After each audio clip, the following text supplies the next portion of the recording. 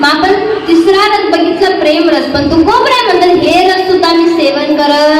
मग कोणता रस सेवन करतात?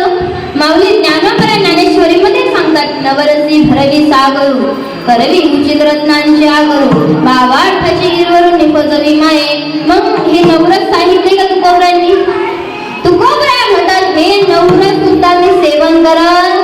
मग कोणता रस सेवन करतो? तुम्ही सोमरस दिलाय का? आता इकडं महिला मंडळाचं काम नाही बरं, पुरुष मंडळाची संख्या खूप कमी झाली आता आहे ना. या ठिकाणी म्हटलंच जाईल कारण सर्व ठिकाणी महिलाच जास्त आहे. कुठं पण महिलाच पुढे, एसटी मध्ये असो कोणत्याही कार्यामध्ये असो महिलाच पुढे महाराज.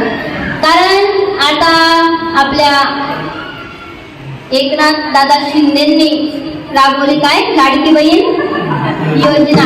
मला असं वाटतं या लाडकी बहीण योजनेवर घोटाळा केलाय ना.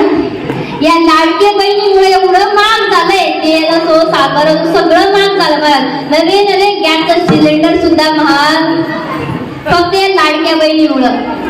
मी तर म्हणेल की लाडकी बहीण योजना राबवण्यापेक्षा आपली लाडकी लेक योजना जर राबली तर चांगलं होईल. कारण बहिणीपेक्षा लाडकी लेकच सुरक्षित नाही, मग लाडकी बहीण करून काय फायदा आहे ना. आपल्याच या समाजामध्ये नवे आपल्याच हिंदू धर्मामध्ये असो कोणत्याही धर्मामध्ये असो आपली लाडकी लेकच सुरक्षित नाही महाराज. आता म्हणून सांगितलं जाईल की लाडकी बहीण योजना राबवल्यापेक्षा लाडकी लेक योजना राबवा. नवे बेटी बचाव बेटी पढाव सांगितलं जातं, पण आता ते राबवल्या जात. विठ्ठल विठ्ठल